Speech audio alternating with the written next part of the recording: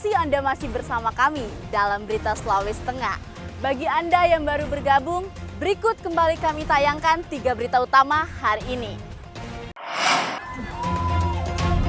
Ratusan mahasiswa terlibat bentrok dengan polisi saat berunjuk rasa di depan kantor DPRD Sulawesi Tengah.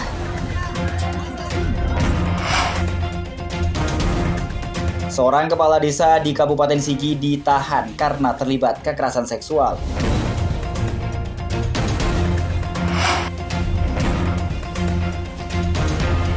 Seorang penjual pupuk bersubsidi ilegal ditangkap aparat Polres Donggala.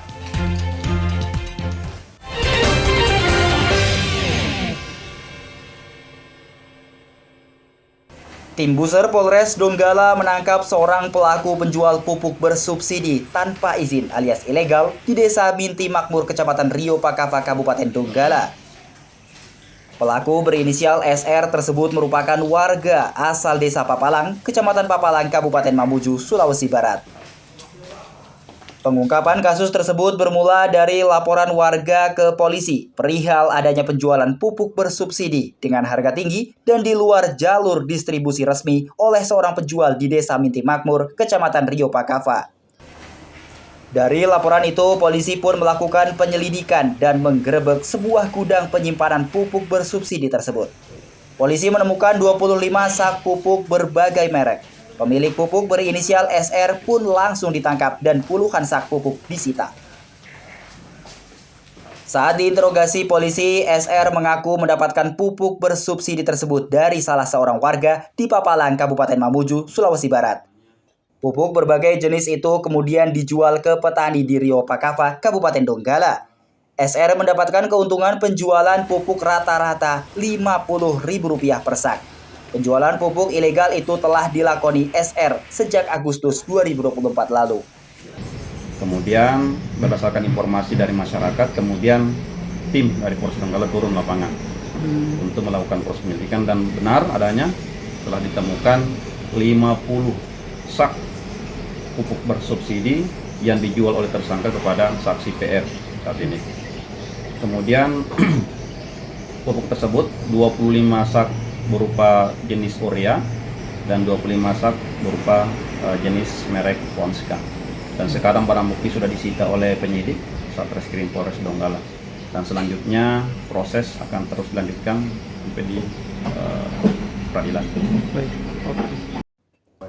Kini SR yang juga bekerja sebagai perawat di salah satu puskesmas di Kabupaten Mamuju ditahan di Mapolres Donggala untuk menjalani proses hukum. Atas perbuatannya, ia dijerat Undang-Undang Nomor 7 Tahun 2014 dengan ancaman hukuman paling lama 5 tahun penjara. Syamsuddin Tobone melaporkan dari Donggala. Satuan Reserse Narkoba Polres Morowali Utara menangkap seorang pengedar sabu-sabu di Desa Bungin Timbe, Kecamatan Petasia Timur. Dari tangan tersangka berinisial KMR, polisi menyita barang bukti 1 paket sabu-sabu seberat hampir 50 gram. Terungkapnya kasus tersebut bermula dari laporan warga kepada polisi terkait adanya dugaan transaksi narkoba di rumah KMR di Desa Bungin Timbe dini hari. Polisi yang menerima laporan itu langsung bergerak menuju lokasi dan menangkap KMR. Saat diperiksa, KMR membawa 1 paket sabu-sabu. Kepada polisi, KMR mengaku membeli barang haram tersebut dari seorang warga Parepare, Sulawesi Selatan, sebanyak 2 paket. Namun 1 paket diantaranya sudah terjual di Morowali Utara. KMR beserta barang bukti langsung dibawa ke Mapolres Morowali Utara untuk diproses hukum. Selain KMR, Polres Morowali Utara selama 2 bulan terakhir sudah menangkap 16 pelaku tindak pidana narkoba dan menyita hampir 100 gram sabu-sabu. Tersangka yang ditangkap nama KMR, umur 34 tahun, jenis kelamin laki-laki, warga negara Indonesia, agama Islam, pendidikan SMA, pekerjaan tidak ada, alamat Desa Bungin Timbe, Kecamatan Petasia Timur, Kabupaten Morowali Utara.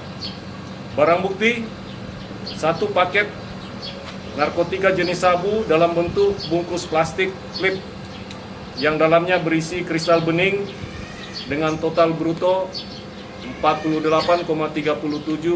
gram dan 1 buah paper bag warna putih dan 1 buah kotak warna putih. KMR bersama pelaku lainnya kini ditahan di Mapolres Morowali Utara untuk diproses hukum.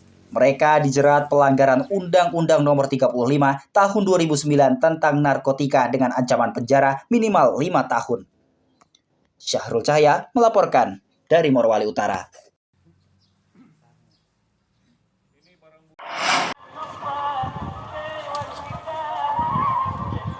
Minat penelitian harus ditumbuhkan sejak anak-anak usia sekolah.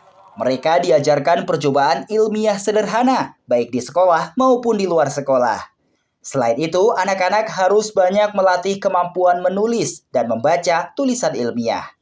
Seperti yang dilakukan komunitas Kalibamba di Kota Palu yang memberikan edukasi tentang proses metamorfosis pada kupu-kupu. Program edukasi konservasi kelas peneliti cilik ini melibatkan belasan anak-anak dari Taman Baca Tatafuri. Anak-anak ikut melakukan pengamatan terhadap kupu-kupu di habitatnya. Pihak Kalibamba menitipkan ulat serta kepompong di Taman Baca tersebut agar anak-anak bisa mengamati proses metamorfosis menjadi kupu-kupu secara langsung.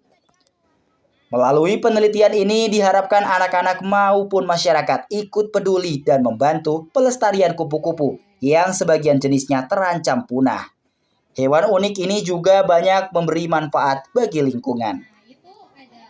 Baik, harapannya dari kami teman-teman Kalibamba itu semakin banyak masyarakat maupun adik-adik yang lebih aware terhadap konservasi kupu-kupu, dimulai dari pekarangan rumahnya mereka, karena banyak tumbuhan-tumbuhan yang ternyata di sekitar rumahnya itu adalah tumbuh-tumbuhan makanan dari kupu-kupu. Jadi dengan adanya kegiatan ini kami berharap kupu-kupu di Sulawesi Tengah khususnya bisa tetap lestari dan terjaga.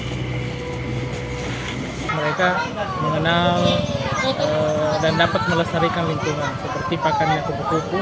Baru saya tahu tadi itu ada jambu, ada pisang, terus ada sirsak. Supaya kupu-kupu ini terus ada, salah satu upaya konservasinya ya bertanam pakan. Kenapa kami mengambil tema peneliti cilik?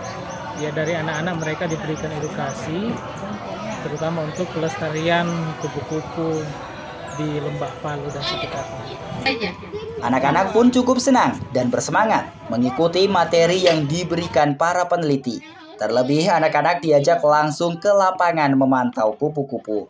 Syamsuddin Tobone melaporkan dari Palu. Adik-adik tahu tidak, sebelum menjadi kupu-kupu, Informasi tadi sekaligus menutup jumpa kita dalam Berita Sulawesi Tengah. Atas nama rekan kerja yang bertugas, saya Della Rizka mengucapkan terima kasih atas kebersamaan Anda. Selamat beraktivitas dan sampai jumpa. Songgompoasi Tabe.